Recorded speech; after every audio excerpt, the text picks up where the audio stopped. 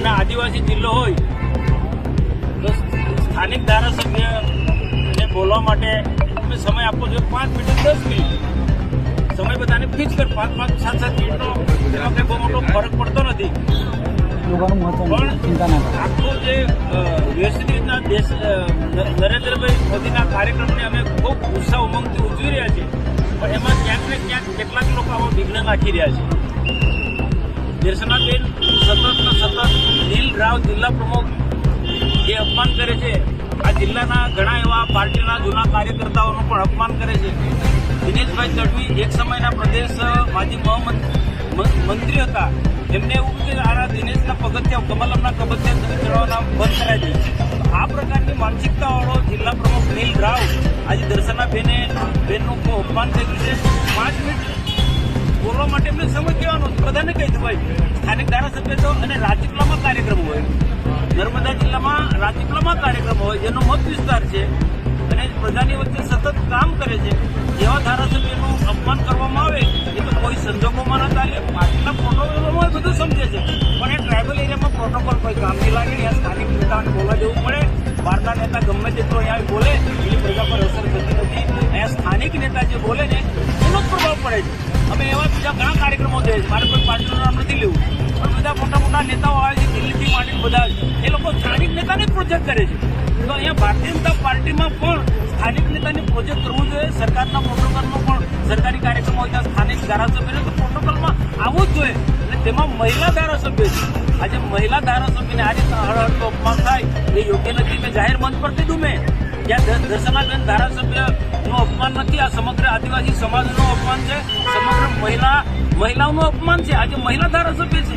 આ નીલ રાવની એક પ્રકારની એક ખોટી માનસિકતા છે અને સતત દર્શનાબેન ધારાસભ્ય બન્યા છે એટલે કોઈનું કોઈ રીતને એને ડિસ્ટર્બ કરે છે. કેટલાક લુખા લોકો ને ભેગા કરીને બેનના વિરુદ્ધમાં અપશબ્દ બોલવાનું, બેનચાળા કરવાનું એ સતત એનું આ કૃત્ય છે અને પ્રદેશમાં પણ આ બાબતનું ધ્યાન દોરે છે. જવાબદાર લોકોનું પણ ધ્યાન દોરે છે પણ નીલ રાવનું કોઈને કઈ રીતના એની સામે પગલાં નથી લેતા. આજે હું નર્મદા જિલ્લાના આદિવાસી હું પણ આગેવાન છું. અમારા દર્શનાબેન દેશમુખ ધંધુભાઈની જે દીકરી છે.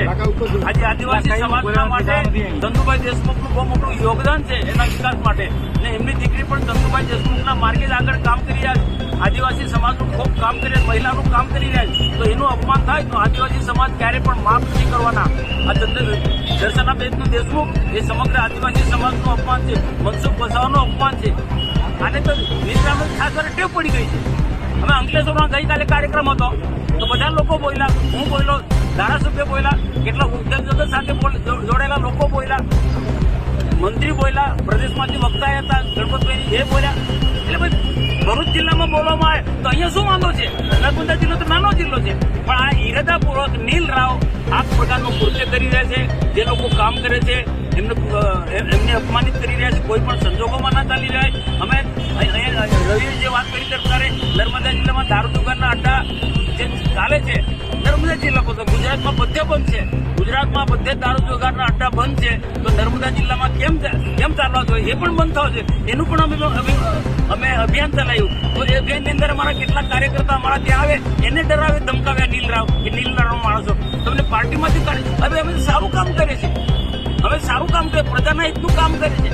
કેટલાક દૂષણો છે સમાજની અંદર એની સામે અમે લડીએ છીએ તો અમને એ નીલ રાવ પાર્ટીના પ્રમુખ તરીકે અમને સપોર્ટ આપવો જોઈએ. એના બદલે ભૂખિયાગરોનું સમર્થન કરે છે. આ તો કેવો પાર્ટીનો પ્રમુખ કહેવાય? હું તો કહું તાત્કાલિક પ્રમુખ માટે પાર્ટી એને હટાવી દેવું જોઈએ. નહીં તો એના આદિવાસી સમાજ એનાથી સખત નારાજ છે. એટલે આજે બેનનું અપમાન થયું એનાથી અમે સખત નારાજ છે પણ બેનને હું આપ બધા વતી વિનંતી કરું છું આ સખત તાપમાં આપણે બેસવાનું નથી. તમારા માટે અમે લડાઈ લડીશું આવનારા દિવસોમાં પણ બેન આ તાપમાં ધરણા પરથી તમે હટી જાઓ ને અમારી બધી વિનંતી છે. કારણ કે આ મહિલા થઈ ધમધમતા તાપની અંદર ગાંધી એનો પણ થાય છે અને આ બધા લોકોની પણ એક અપીલ છે. બધા લોકોની પણ અપીલ છે. બધા વરિષ્ઠ લોકો અહીંયા છે. અમારા ઘનશ્યામભાઈ પટેલથી માંડી બધા અહીંયા બધા લોકો ઉપસ્થિત છે તો બધાને જ એક અપીલ છે કે બેન તમે ધરણા પરથી ઉઠો. તમારા માટેની લડાઈ આવનારા દિવસોમાં લડીશું. અહીંની જનતા તમારી સાથે છે. આજના અપમાન જે થયું છે અને બેન ધરણા પર સંસદનું કેટલું સમાન મેં કીધું ને કે બેનનું અપમાન એ મનસુખ વસાવાનું સમાન છે. બેનનું અપમાન એ સમગ્ર મહિલાઓનું સન્માન છે. દર્શનાબેન દેશમુખને અમારી સમગ્ર આદિવાસી સમાજનો અપમાન છે. એટલે તો એ મુલાકાત માટે આવ્યો છે અને બેનને સમજાવી રહ્યો છે.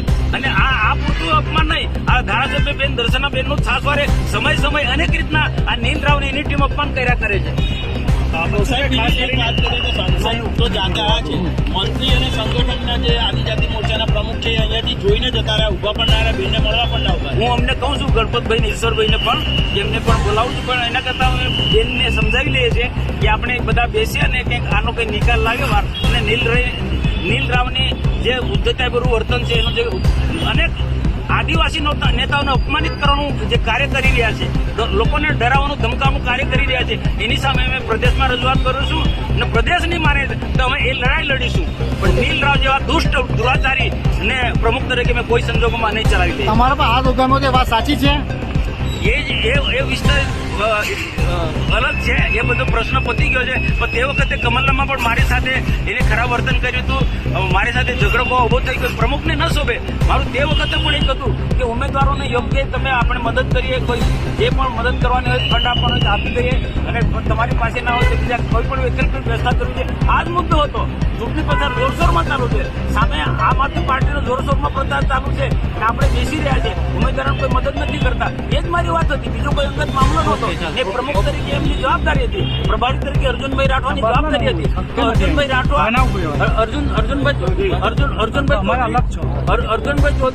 અર્જુનભાઈ ચૌધરી અને નીલરાવ બંનેની જવાબદારી. એટલે મેં અમારી મિટિંગમાં મેં આ જ વાત કરી હતી. એને ગુસ્સો આવી ગયો. આ પ્રકારનો સ્વભાવવાળો વ્યક્તિ છે, તો એને ગુસ્સો આવ્યો તો આપના પર હાથ ઉઠાવ્યો. દર્શનાબેને પણ અત્યારે કીધું કે સાંસદ પર હાથ ઉઠાવવામાં આવ્યો હતો. એ વાત સત્ય છે કે શું છે? સત્યથી વેગળી છે કે શું? અને હવે હું એની તાકાત નથી કે મારા પર હાથ ઉઠાવે. હા, મારા પર